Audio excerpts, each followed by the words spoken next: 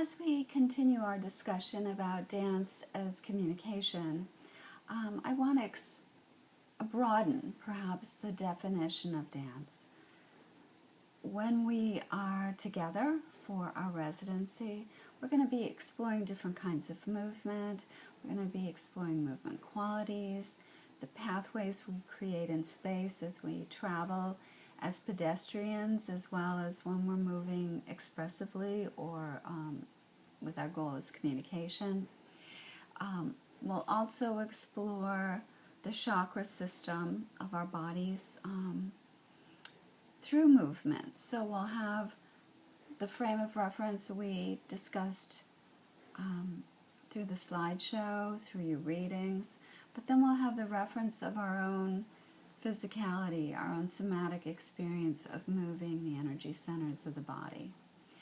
From the perspective that Sandra Fraley offers us, again, there's this concept of non-duality, no longer thinking of body over here and mind over here, but this body-mind integration.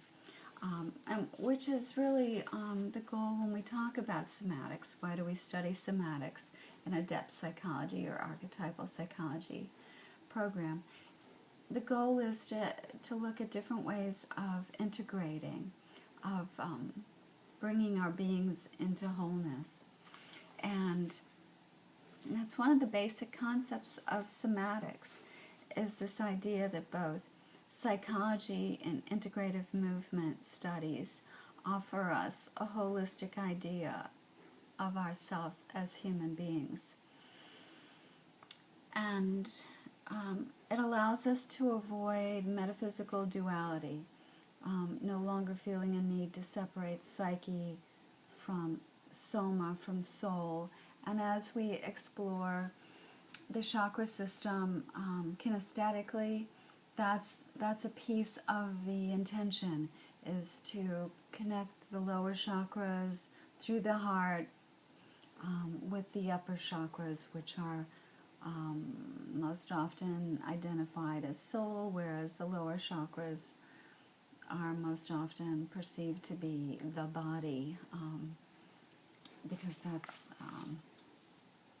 what we often associate with body is survival, physicality, sexuality, reproduction. And throughout Sandra's book, she talks about body-mind as a term to signify this integrity, this connectedness between soma, soul, and psyche. What we're looking at then is a phenomenology that's interactive, that looks at self-reflection, and offers a way into transformation. And as we look at exploring acrobats of God, that's a piece of what Joan Blackmire is talking about, dance and transformation. She talks a bit about anima projection as a piece of the dance experience, but also the idea that dancers are a vessel, and that they, in their embodied performance, transform the energies of the unconscious. And that's something that Fraley gets into as well. She talks about Jung's take on making the unconscious conscious. She offers us a way of revaluing the dark and revising the myths of darkness, or that which is unknown, and suggests we find a way of taking the evil out of darkness and revision nature then in the process. And of course, when we talk about body, then there's the whole issue of shadow of the body, and shadow involving sexuality, and the body being perceived as lesser than the mind. But when we come to this place of integration, of not dualistic thinking of the body in one zone and the mind in the other. We open to this possibility of transformation, transforming the energies of the unconscious, as is discussed in Acrobats of God, and looking at dance and alchemy through the chakra system. It's a piece of what Jeanne does in Acrobats of God, and beginning to see the dancer and the dance as a receptacle for the transformation of the problem of the opposites. That's how she frames it.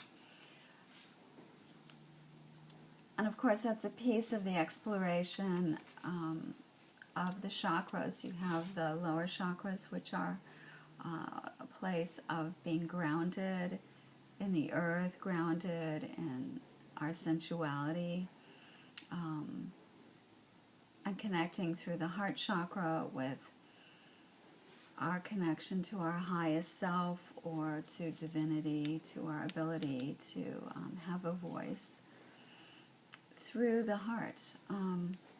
And dance, movement, improvisation offer another way into that. And certainly when we think about dancing with another person, whether it's improvising, in our kitchens, or it's dancing salsa with another person, we're connecting energetically, and that always offers an opportunity to change our experience, which is the issue of transformation. It gives us, in dance performance, a frame of creating image. Whenever the dancer holds a given position, she's creating an image. It might be one that's inviting us in, or it might be one that is pushing us away, or only allowing us a glimpse of the process occurring in the dance. And this is where image and meaning come together. And that's, again, a way into thinking of research, of using image, whether it's images embodying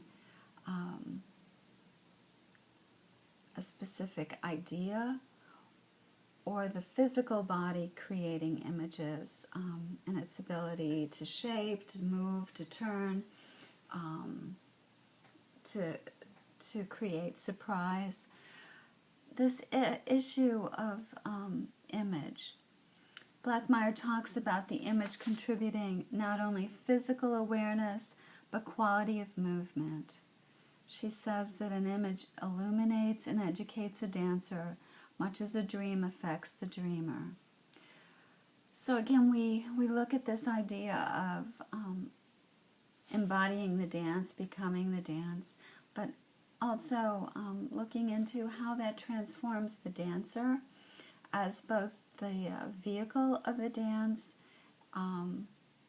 the instrument of the dance, because of course there's so much training involved in the process of becoming a dancer or an athlete, but then how it affects the viewer, the audience member. And again, this takes us back to Frawley's phenomenological question, which is, when I dance, this is what happens, or when I choreograph, this is what happens.